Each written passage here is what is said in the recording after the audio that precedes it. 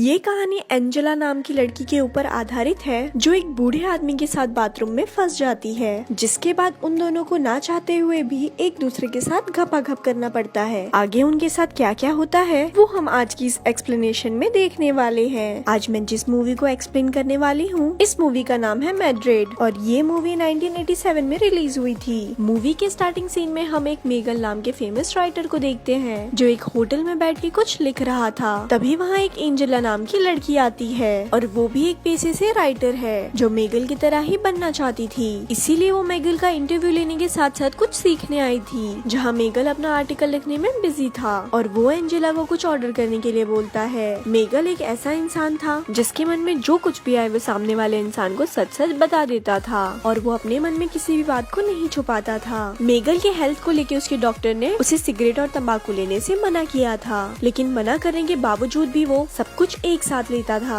उसके बाद एंजेला अपना आर्टिकल उसे दिखाती है जो उसने खुद लिखा था, लेकिन वो आर्टिकल मेगल को कुछ ज्यादा पसंद नहीं आता और वो बोलता है कि राइटर बनना बच्चों का खेल नहीं और ये इतना आसान भी नहीं है। ये एक ऐसा टैलेंट है जो खुद के अंदर होना चाहिए, जिसे अपने मन से कोई नहीं सिखा सकता। उसके बाद मेगल एंजेला को अपने पास बुलाता है, जिससे एंजेला को लगता है कि कहीं ये बुढ़ा ठरकी तो नहीं। उसके बाद वो एंजेला को अपने कोट में से चाबी निकालने को बोलता है जो उसके फ्रेंड की घर की थी और वो 2 दिन के लिए किसी काम से बाहर गया हुआ था और मेगल एंजेला को वहाँ जाके इंटरव्यू लेने के लिए बोलता है, क्योंकि उस समय मेगल को कोई भी शोर और डिस्टर्बेंस नहीं चाहिए था। उसके बाद एंजेला भी उसके साथ वहाँ चली जाती है। वहाँ बहुत सारे पेंटिंग पड़े हुए थे क्योंकि मेगल का दोस्त एक पेंटर था। जब एंजेला वहाँ पेंटिंग देख रही थी तो मेगल उसके लिए ड्राइंग लेके आता है और बातों ही बातों में उसके ग्लासेस निकाल के उसे टच करने लगता है। एंजेला थोड़ी नर्वस थी, फिर मेगल उसे किस करने लगता है, लेकिन थोड़ी ही देर में मेगल साइड हो जाता है और बोलता है किस करने में अब वो मजा नहीं है। मेगल एक ऐसा इंसान था जिसके मन में कुछ भी आए वो सामने वाले को साफ साफ बोल देता था। मेगल और एंजेला के बीच में एज का बहुत बड़ा डिफरेंस था, इसीलिए एंजेला काफी घबरा रही थी। उसके बाद मेगल एंजेला को सब कुछ उतार देने को बोलता है, जिसे सुन के एंजेला गुस्सा होके वहाँ से जाने लगती है। तब मेगल काफी ज्यादा सैड हो जाता है, लेकिन थोड़ी देर में ही एंजेला सब कुछ उतार के वहाँ एक शर्ट पहन के आ जाती है, जिसे देखकर मेगल काफी खुश होता है और वो एंजेला की बॉडी पे कलर से पेंट करने लगता है। जिसके बाद एंजेला बाथरूम में नहाने के लिए जाती है और वहाँ मेगल भी पहुँच जाता है और वो भी उसके साथ शुरू हो जाता है, जिसे देख के एंजेला समझ जाती है कि मेगल उसे बिना तेल के पेल देगा।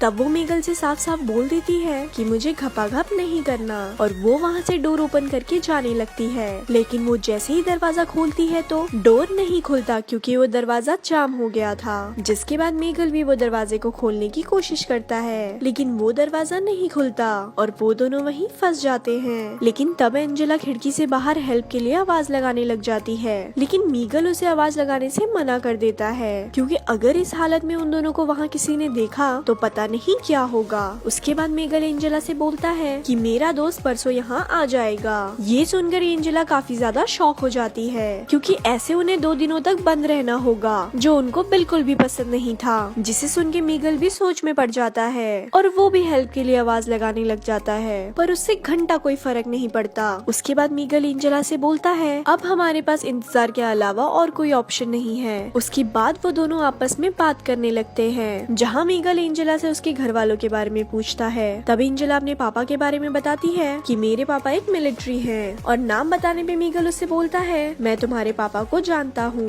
मेगल उसकी पूरी फैमिली और 17 साल की बड़ी बहन को भी जानता था क्योंकि एंजेला की बड़ी बहन के साथ मेगल एक स्कूल में था जहाँ मेगल उसे पसंद करता था, लेकिन ये कभी बोल नहीं पाया। जहाँ मेगल उसे बोलता है कि तुम्हारी फादर और तुम्हारी बड़ी बहन में बिल्कुल भी नहीं बनती और वो दोनों हमेशा लड़ते रहते हैं। जहाँ एंजेला उसे बोलती है अब मेरी बड़ी बहन बहुत बड़ी एक्ट्रेस बन चुकी है और उसी की वजह से मेरा तुमसे कांटेक्ट हो पाया। जिसपे मेगल उसे पूछता है कि क्या तुम्हारी सिस्टर मुझे याद करती है, जिसपे एंजेला बोलती है कि कुछ खास नहीं, क्योंकि उसका मानना था कि तुम एक इगोइस्टिक राइटर हो जो हर वक्त अपने घमंड में रहता है। ये सुनकर मेगल को मिर्ची लग जाती है और वो गुस्से में बोलता है कि इगोइस्टिक राइटर ही सक्सेसफुल राइटर होते हैं। जहाँ एंजेला उसे अपने इंटरव्यू के सवाल पूछने लगती है और वो उसका जवाब देने लगता है। उसके बाद एंजेला फिर से बाहर हेल्प के लिए आवाज देने लगती है, लेकिन एंजेला को ऊपर से नीचे तक देख के मेगल अपने आप पे कंट्रोल नहीं कर पाता और उस बुढ़ापे में भी उसका स्पाइडरमैन खड़ा हो जाता है। जिसके बाद वो एंजेला को छूने लगता है, लेकिन एंजेला वहाँ से साइड में जाकर खड़ी हो जाती है और बोलती है कि मुझे बस यहाँ से निकलना है, जिससे मीगल का दिल टूट जाता है क्योंकि वो भले ही बचपन का था लेकिन उसका दिल अभी भी बचपन का था। पर गुस्से में मीगल भी वहाँ से निकलना चाहता था।